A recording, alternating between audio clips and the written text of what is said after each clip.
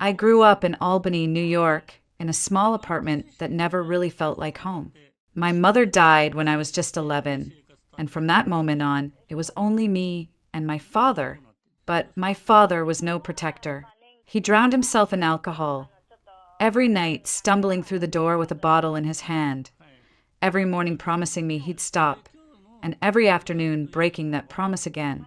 I learned to cook, to clean, to take care of myself because he couldn't. The neighbors pitied me. Teachers shook their heads.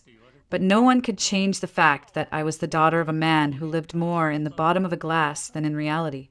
I carried that childhood like a heavy weight on my back, but I told myself I'd never let it define me.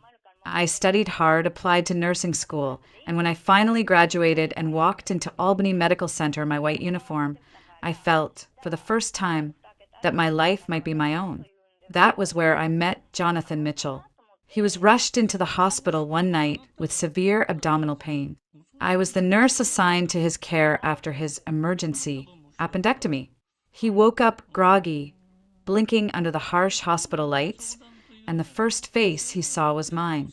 For days after the surgery, he would wander to the nurse's station under the pretense of needing water or medication. But really, he just wanted to talk. I listened as he told me about his work in finance, his ambitions, and how he had always lived with his mother, Eleanor, after his father's death. He seemed polished, kind, dependable, the complete opposite of the chaos I'd grown up with. When he asked me out, I was hesitant, but Jonathan had a way of making me feel safe, like maybe my past didn't matter. Within a year, we were married. There was no lavish ceremony, no grand reception. We signed the papers at City Hall, had dinner with a few of his colleagues, and that was it. For me, it was enough. I was finally someone's wife, finally not alone. But the truth I hadn't wanted to face was waiting for me in Jonathan's home. His mother, Eleanor Mitchell, was a woman carved out of ice. From the moment I stepped through her door, carrying my small suitcase and wearing what I thought was a hopeful smile, she looked me up and down with thinly veiled disdain. She had wanted a different wife for her son, someone with pedigree, someone worthy of the Mitchell name, not a nurse who grew up with a drunk for a father. I told myself I could win her over. I cooked, I cleaned, I respected her routines. But Eleanor's eyes lingered on me with quiet judgment, and her words cut sharper than knives. When months passed, and I didn't become pregnant, her comments turned cruel. "A family without children isn't a family at all," she'd whisper loud enough for me to hear. Jonathan would tell me to ignore her, that she didn't mean it, but he never once stood up to her. He was her only son, bound to her by a lifetime of guilt and obligation. Our apartment became a battlefield disguised as a home. I tiptoed around Eleanor's moods, tried to hold on to Jonathan's affection, and told myself things would get better. But every day I felt the walls closing in. Every night I lay awake beside a husband who couldn't, or wouldn't, choose me over his mother. I was no longer the girl who dreamed of saving lives in a hospital. I was just a woman trapped, suffocating in a marriage that was already beginning to crack. Living under the same roof with Eleanor was like sharing space with a storm cloud, always ready to break open, always ready to drench me in her disapproval. At first, she masked her disdain with polite remarks, but it didn't take long before the mask slipped. She reminded me constantly of where I came from, how my father was nothing but a drunk, how no one from my kind of background ever amounted to much. "Jonathan deserved better," she would say, not even bothering to lower her voice. What hurt most wasn't her words, it was Jonathan's silence. He would sit at the kitchen table, staring into his coffee, pretending not to hear. Later, when we were alone, he'd whisper, "She doesn't mean it. You know how she is." But he never told her to stop. He never defended me. His love was real, I believed that, but his loyalty to his mother was stronger.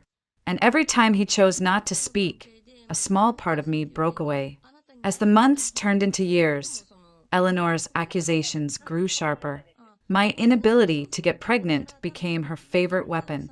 She would shake her head as I passed in the hallway, muttering, "A barren wife is no wife at all." When neighbors came over, She would sigh dramatically and say, "Still no children," as if I wasn't standing right there. Jonathan would force a smile, change the subject, but the damage was already done. Our marriage began to shift in ways I couldn't stop. Jonathan started working later hours, or so he claimed. When he came home, he was too tired to talk, too tired to listen. The warmth that once lived between us was cooling, fading into something more like polite coexistence. I tried to hold on to him, to the man I had fallen in love with in that hospital room. But he was slipping further from me with each passing day. The apartment itself felt smaller and smaller. Eleanor controlled everything, from what meals were cooked to how the furniture was arranged. She insisted on handling the bills, the groceries, even what curtains hung in our bedroom. I had no space of my own, no corner where I could breathe freely. Even in the kitchen, if I tried to prepare dinner, she would hover at my shoulder, criticizing every move. Too much salt, too much oil. No wonder you can't give my son a child. You can't even cook properly. I began to withdraw, moving like a ghost through that two-bedroom apartment. At work, I felt useful, capable, respected. But the moment I stepped through our front door, it was as if I became invisible, nothing more than an unwelcome guest in my own marriage. Jonathan tried, in his way, to soften the blows. He'd bring me flowers occasionally or take me out for a walk around Washington Park. Those brief moments gave me hope, but the moment we returned home, the spell broke. Eleanor would be waiting, her sharp eyes flicking between us, and Jonathan would retreat into the shell of a dutiful son. Love alone wasn't enough to save us. I realized that too late. Our marriage was no longer built on partnership or dreams. It was held together by habit, by silence, and by my desperate hope that something would change. But every night, lying awake in that suffocating apartment, I knew the truth. I was living in someone else's home, under someone else's rules, with a husband who couldn't stand up for me. I was married, yet utterly alone. Our 5th wedding anniversary arrived in early spring. For once, Jonathan seemed determined to make the evening special. He reserved a table at one of the finest restaurants in downtown Albany, a place we had only ever admired from the outside. When we walked through its tall glass doors, I felt a flicker of hope that maybe, just maybe, he wanted to remind me of the love that had brought us together in the first place. The chandeliers glowed softly, casting a golden light over polished tables and crisp white linens. A string quartet played in the corner, their music weaving through the low hum of conversation. Jonathan took my hand, smiling in a way I hadn't seen in a long time. "Tonight is for us," he said, pulling out my chair. My heart lifted. For the first time in months, I felt like his wife, not just a shadow trailing behind him. I didn't know, of course, that Eleanor had already laid her plans. She had somehow discovered where Jonathan had booked the reservation, and through her network of friends, she had reached out to Stephanie Blake, his first love, the girl from his school days. I had no idea that Eleanor still believed Stephanie was the one woman truly meant for her son. When Stephanie walked into the restaurant, I didn't notice her right away. I was too busy enjoying the rare warmth in Jonathan's eyes as he poured me a glass of champagne. But I saw his expression shift. His hand trembled slightly as he set down the bottle, his gaze drawn toward the entrance. I turned my head just in time to see a woman glide across the floor with the kind of confidence only some women are born with. She was striking, tall, impeccably dressed, her every step commanding attention.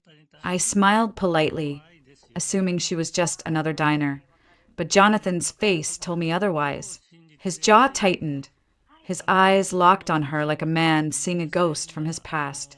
He quickly looked away when I glanced back at him, forcing a smile, raising his glass as though nothing had happened. I remained blissfully unaware of who she was. To me, it was still a beautiful evening. We danced to the quartet's music, my cheek resting against his shoulder, my heart swelling at the thought that maybe the tension at home could be mended. I didn't see how distracted he was, how his eyes occasionally flickered across the room when he thought I wasn't looking. But Jonathan knew. He recognized Stephanie instantly. Years had passed since she had left him, chasing wealth and status with an older man. Yet seeing her now reignited something dangerous inside him. The pain of betrayal he had once carried seemed to melt under the heat of longing. She was no longer just the memory of a girl who had abandoned him. She was flesh and blood, standing a few tables away, more alluring than ever. I laughed, sipping my champagne, telling him stories about patients at the hospital, about small hopes for the future. He nodded, but I could sense his mind was elsewhere, though I didn't know where. My heart was light that night, but his was already beginning to wander. As we left the restaurant, Jonathan held me close, suggesting we stop by the apartment we occasionally used when we needed space from his mother. I agreed, believing it was his way of keeping the evening alive. I didn't realize that the spark I felt was not the same one burning in his chest. Mine was hope. His was the fire of a past love rekindled. That night, I went to sleep with a smile, certain we had taken a step back toward each other. Jonathan lay beside me in silence, his eyes open in the dark, haunted not by me, but by Stephanie Blake. After that anniversary night, I noticed subtle changes in Jonathan. He started working later, slipping out of the apartment with vague excuses about urgent meetings or last-minute deadlines. His phone was suddenly always on silent, tucked away in his jacket pocket, and if I reached for it, he grew tense. At first, I tried to convince myself that I was imagining things. Every marriage has its rough patches, I told myself. But the truth gnawed at me quietly night after night. I felt the distance between us growing. The warmth in his touch had cooled, replaced by an almost mechanical politeness. In the mornings, he kissed my cheek as he left for work, but his lips felt cold, his eyes distracted. At dinner, he would barely speak, lost in some world I couldn't reach. When I asked him directly, he would sigh and say, "It's just the pressure at the office, Anna. Don't worry." I wanted to believe him. God, I wanted to believe him. But small signs betrayed him. A faint trace of perfume that wasn't mine lingering on his shirt. A restaurant receipt stuffed into his pocket for a place we had never gone together. His habit of showering the moment he returned home, even if it was late. My heart told me the truth, but my mind fought it. I wasn't ready to admit that the man I had built my life around might already be slipping into someone else's arms. One evening, Jonathan told me he had to stay overnight at the office to prepare for an important presentation. Something in his voice didn't sit right with me. I waited until it was dark, then decided I couldn't ignore the doubts anymore. I called a cab and asked the driver to take me to the office building. The guard at the front desk looked at me with confusion. "All the employees left hours ago, ma'am. The building's been closed since 8. My stomach turned. I gave the driver another address, the small apartment Jonathan sometimes used when he worked late. He had always told me it was for convenience, a quiet place to rest when the long hours became too much. But as I approached the building, I saw lights glowing warmly in the windows. I climbed the stairs slowly, my heart pounding so hard I thought it might burst. When I reached the door, I hesitated only a moment before knocking. From inside, I heard laughter, a woman's laughter, light and confident. Then Jonathan's voice, low and familiar, speaking words I couldn't quite make out. The door opened and there she was, Stephanie Blake. She stood before me wearing one of Jonathan's shirts, buttoned carelessly, her hair tousled, her eyes shining with triumph. Behind her, Jonathan appeared barefoot, his hair damp as if he had just stepped out of the shower. The sight nearly buckled my knees. I had never felt pain so sharp, so absolute. I couldn't speak. I simply handed Jonathan the grocery bag I had brought, more out of instinct than reason. The silence between us was louder than any scream. And then, as if the moment weren't cruel enough, another voice cut through the air. Eleanor. She emerged from the hallway, her face calm, almost smug. "Now you understand," she said coldly. "My son has finally found the woman who can give this family a child." Stephanie has been the right one for him all along. You were never meant to stay. The world tilted beneath me. My throat burned, but no words came. I turned, walked back down those stairs, and somehow found my way to the street. The night air felt heavy, pressing in on me, suffocating. I didn't even remember how I got home.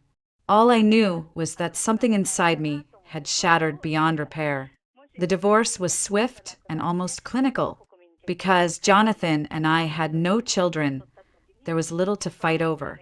He came to the courthouse alone, without Stephanie at his side, and signed the papers as if he were finalizing a business deal. I didn't shed a tear in front of him. My pain had already dried into something harder, something colder. By the time I walked out of that building with my name restored, I was no longer his wife, just a woman, discarded, forgotten. I packed what little I owned and moved back in with my father. The apartment hadn't changed much since I was a child. Empty bottles cluttered the kitchen counter, the air thick with the sour smell of stale alcohol. He barely looked up when I arrived, only grunted, so it didn't work out. Figures. His words stung, but I was too tired to fight. I told myself I'd stay only until I found a way forward. But then his health began to spiral. Years of drinking caught up with him, and one night he collapsed on the bathroom floor. Somehow, with shaking hands, I managed to get him to the hospital. I pleaded with the doctors to do everything they could. Watching him hooked up to 4 lines, pale and trembling, I remembered the little girl I had once been, the one who had longed for a father who cared. And now here he was, broken by the life he chose, and I was the only one left to care for him. I juggled my shifts at the hospital with visits to his ward, snatching moments of sleep on hard plastic chairs. It was exhausting, but I couldn't abandon him, no matter how much he had abandoned me throughout my life. When a fellow nurse, Valentina, told me he was showing signs of improvement, I felt relief for the first time in weeks. Maybe things were turning around. But fate wasn't finished with me yet. A new supervisor had taken over the nursing staff, a man who seemed determined to clear out anyone who wasn't loyal to him. He scrutinized every move we made, waiting for mistakes. One night, after a long shift, a colleague I barely knew asked me to cover her tasks while she took an extended break. I didn't think much of it until the next morning, when controlled narcotics were found missing. The pills were discovered in my locker. I knew instantly I had been set up. My protests fell on deaf ears. The supervisor called me into his office, his expression already hardened with judgment. "You can resign quietly," he said, "or we'll have to escalate this formally." I sat there, numb, realizing that fighting would only smear my name further. With trembling hands, I signed the resignation papers. When I walked out of that hospital for the last time, it felt as though the world had turned its back on me completely. I had lost my husband, my home, my reputation, and now my career. Even my father, who had been discharged, showed me no gratitude. He grumbled about the food I cooked, cursed when I tried to limit his drinking, and told me more than once that I was a burden. One evening, as he shouted at me from the living room, I stood by the window and stared at the city lights. Albany no longer felt like a place I could survive. Everywhere I turned, I was haunted by ghosts of a marriage that had crumbled, of a career torn away, of a family that had never truly been mine. And so I made the only decision left. I would leave. I didn't know exactly where I would go, but I knew I couldn't stay. With nothing but a small suitcase and the faintest thread of hope, I walked out of my father's apartment, out of Albany, and out of the life that had already cost me everything. I left Albany with no clear plan, only the conviction that I couldn't keep suffocating in the ruins of my old life. My mother had grown up near Burlington, Vermont, and I remembered faint stories she had told me as a child about a quiet house surrounded by trees, a place where she and her sister used to play. With nowhere else to go, I boarded a bus heading north, clutching a single suitcase as if it contained not only my belongings but the last pieces of myself. When I finally arrived, the little house that had once belonged to my mother was almost unrecognizable. The roof sagged in places, The porch leaned dangerously to one side, and weeds had swallowed the yard. I walked up the steps, which groaned under my weight, and pushed open the door. Dust swirled in the sunlight, settling on broken furniture and warped floorboards. The house smelled of damp wood and abandonment. My heart sank. I had imagined it might be run down, but this felt closer to collapse than to shelter. I sat on the porch steps, burying my face in my hands. For the first time since leaving Albany, tears came, hot and unstoppable. I felt small and helpless, as if I had traded one prison for another. "Are you all right, dear?" a gentle voice called. I looked up and saw an older woman standing at the edge of the yard. She wore a simple cardigan, her silver hair pulled back neatly, her eyes filled with concern. That was how I met Harriet Collins, my mother's old neighbor. She told me she had recognized me immediately. "You're Veronica's girl, aren't you? You look just like her." Her words wrapped around me like a blanket I hadn't known I needed. When I explained that the house was falling apart and I had nowhere else to stay, Harriet didn't hesitate. "Come with me. I live just across the road. I've got space and I could use the company." Her home was warm and modest, filled with the scent of freshly baked bread and lavender soap. She showed me to a small guest room, neatly made up as if she had been expecting me all along. That night, lying in the soft bed, I felt safer than I had in years.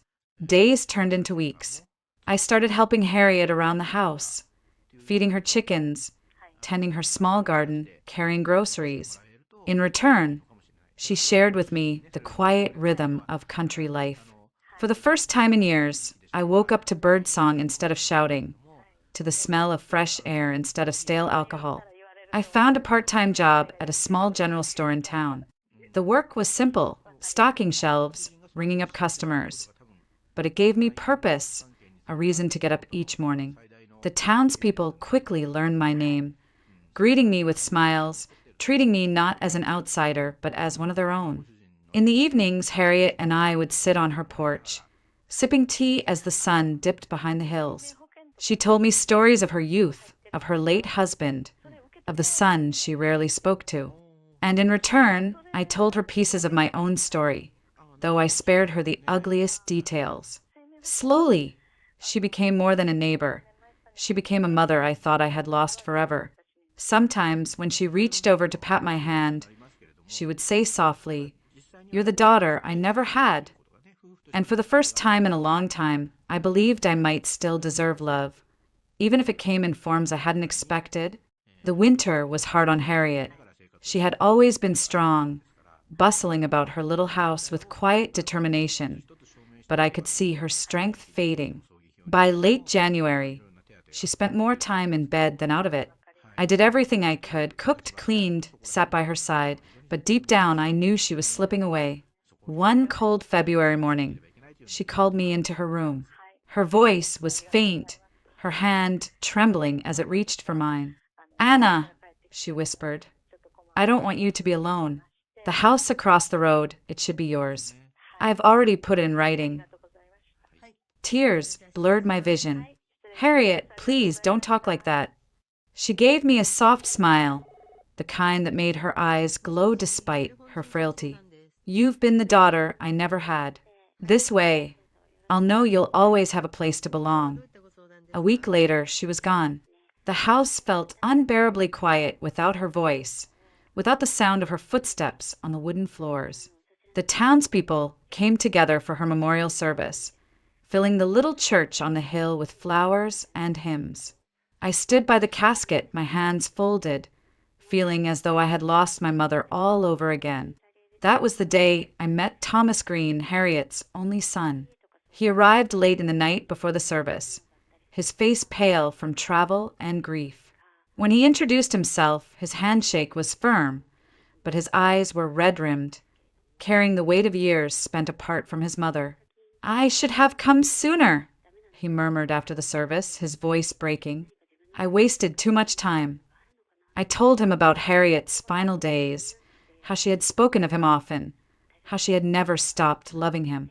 His shoulders trembled, and for a moment he looked like a little boy lost.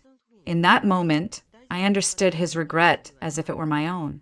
Over the following days, Thomas stayed in town to handle his mother's affairs. We found ourselves talking often, sometimes for hours. He asked me about my life, and though I didn't share every painful detail, I told him enough for him to understand that I, too, carried scars. He didn't pity me, he simply listened, and in his quiet presence, I felt seen in a way I hadn't in years. One afternoon, as we stood outside Harriet's house, Thomas looked toward the sagging roof of my mother's old place across the road. "It could be beautiful again," he said, "with some work." I laughed softly. "It's more ruin than home." "Then let me help you," he replied simply. True to his word, Thomas rolled up his sleeves and set to work. Together, we cleared the yard, patched the roof, and scrubbed the dust and mold from the walls. With every nail hammered, every board repaired, the house began to feel less like a relic of my broken past and more like a foundation for something new. But it wasn't just the house that was being rebuilt. It was me, working alongside Thomas, sharing meals after long days of labor. I felt warmth stirring inside me, something fragile but undeniable. His presence was steady, dependable, and kind. There were no sharp words, no silent judgments, no cold silences. Just quiet understanding and a companionship that grew into something more with each passing day. Sometimes, as the evening light poured through the freshly cleaned windows, I caught him watching me, his eyes gentle, almost protective. And though neither of us spoke the words aloud, I knew. Love was beginning to bloom again, right there among the broken boards and the scent of fresh paint. By the time spring came, the little house was beginning to look alive again. Thomas and I had planted flowers along the porch, their colors bright against the weathered wood, and every evening we sat on the steps, watching the sun sink behind the Vermont hills. For the first time in years, peace felt possible, but peace never lasts forever. One afternoon, as I returned from the store, I saw a car I didn't recognize parked near the gate. Standing in the yard was Eleanor Mitchell. Her posture was stiff, her eyes sharper than ever, though behind them I glimpsed something I had never seen before, desperation. "Anna," she said, her voice trembling slightly, "please, we need to talk." I wanted to turn away, to walk inside and shut the door, but something in her tone made me pause. I crossed my arms and waited. "It's Jonathan," she began, wringing her hands. "He's lost his job. He owes money to people I can't even name. And Stephanie, she's left him. He's broken, Anna. He needs help. He needs you." For a moment, the words hung in the air, almost absurd in their audacity. After everything she had done, after she had stood in front of me and declared I wasn't worthy, after she had handed me over to humiliation and pain, she wanted me to save her son.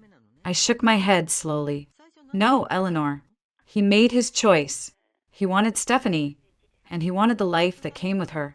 Now he has to live with the consequences." Her lips trembled, but she pressed on. "You loved him once. Doesn't that mean anything?" "It means I know who he truly is," I replied coldly. "And that's exactly why I'll never go back." Her face hardened, the brief glimpse of weakness disappearing.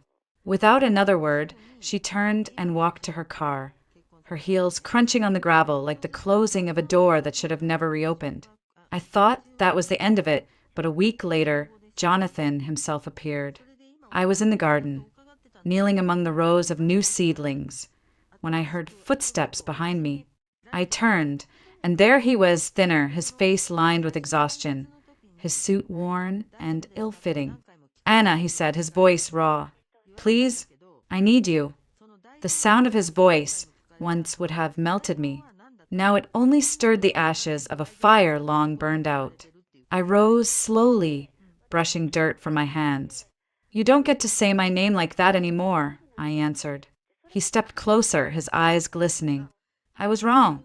Stephanie, she used me. She left the moment things got hard. You were the one who stood by me. You were the one I should have chosen. Please, just give me another chance." Before I could respond, Thomas came out of the house. He placed himself at my side, his presence steady and unyielding. His hand brushed lightly against my back, a silent reminder that I wasn't alone. "You've said enough," Thomas told him firmly. "Anna doesn't owe you anything. Not after what you did." Jonathan's eyes darted between us, full of something like regret, but also envy. "So this is it? You replace me just like that?" I met his gaze and spoke, clearly. "You replaced yourself the night you chose her over me. Now leave." Thomas stepped forward, his voice low but sharp. "You heard her. Go." Jonathan lingered for a moment, his shoulders slumping, before finally turning away. As he walked down the path, I felt the last remnants of his hold on me dissolve. Thomas slipped his arm around me, pulling me close. "He's not your story anymore," he said softly. And he was right. Jonathan had been a chapter of pain, but that chapter was finally closed. The months after Jonathan's final visit unfolded like the slow bloom of spring. With him gone, a shadow lifted, and for the first time in years, I felt free to breathe. Thomas and I grew closer with every passing day, our bond forged not in fleeting passion, but in quiet trust, in steady companionship. When he asked me to marry him, it wasn't under chandeliers or in some grand display. He simply took my hand one evening as we sat on the porch, the Vermont sky awash in pink and gold, and said, "Anna, I want to build a life with you. Will you?" Tears filled my eyes as I whispered yes. It wasn't the kind of proposal little girls dream of, but it was exactly what my heart had always needed. Honesty, steadiness, love without conditions. Our wedding was small, held in the local church with the townspeople gathered like family. There were no expensive gowns, no elaborate decorations, just laughter, music, and a simple meal shared afterward in the community hall. As I stood across from Thomas, his hands warm in mine, I felt Harriet's presence as surely as if she were sitting among the guests. In my heart, I could hear her voice. "You'll always have a place to belong." Life in Burlington became a tapestry of simple joys. Thomas worked as a carpenter, his hands steady and skilled as he repaired not just our home, but others as well. I returned to nursing, this time in a small clinic where I wasn't just another face on a crowded roster, but part of a community that valued me. Neighbors stopped by with fresh bread, jars of honey, or simply to talk.